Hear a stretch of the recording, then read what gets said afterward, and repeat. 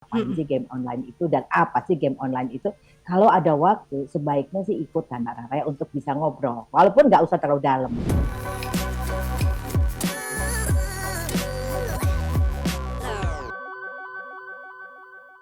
Bahwa kita juga harus ikut menceburkan diri, mengerti apa sih yang sekarang sedang tren di kalangan anak-anak kita dan juga teman-temannya. Nah, kalau sekarang trennya tuh adalah game online nih Bu Astrid. Terus mereka bisa kenal-kenalan dengan orang-orang yang mereka nggak pernah ketemu, tapi mereka ngobrol intens setiap hari. Ini apakah kita juga Oke. perlu mengetahui sistemnya Iya. gitu, atau kita juga perlu buat akun mungkin?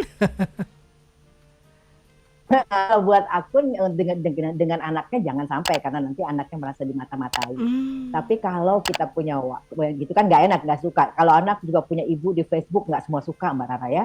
Kalau ibunya ada di Facebook yang sama, di Facebooknya dia, maksudnya gitu ya. Mhm. Banyak anak yang nggak suka karena ibunya kan jadi mata-mata nanti Iya. kan gitu ya. Jadi yang kayak gitu kita harus hati-hati. Ada anak yang nggak masalah. Jadi artinya komunikasi sama anak dan orang tua yang lebih baik untuk menentukan apakah dia keberatan kalau kita memasukkan akun kita ke dalam game online yang dia main misalnya gitu ya. Iya. Nah, mungkin itu yang pertama. Jadi kita harus tanya apakah kita boleh bergabung di situ. Kalau misalnya tidak dan kita pengen tahu ngapain Mhm. sih game online itu dan apa sih game online itu, kalau ada waktu sebaiknya sih ikutan Mbak Rara ya, untuk bisa ngobrol. Walaupun nggak usah terlalu dalam. Kayak Mhm. misalnya Pokemon ya. Pokemon itu kan punya beberapa karakter teman-temannya, ada siapa gitu kan ya. Mhm. Nah, lebih baik kita kalau anak kita doyan banget sama si Pokemon itu, lebih baik kita ikutan baca, walaupun mungkin tidak ikutan mainnya sama dia, tapi ikutan baca, tahu tokoh-tokohnya apa, sehingga kita bisa ngobrol. Atau kalau dia ngomong, bisa nyambung. Jadi ada baiknya kalau kita ikut beberapa game, beberapa film, beberapa mungkin lagu, Mhm. buku ya, atau penyanyi yang lagi populer. Jangan sampai kita nggak tahu penyanyi yang dia sukai itu siapa gitu kan ya.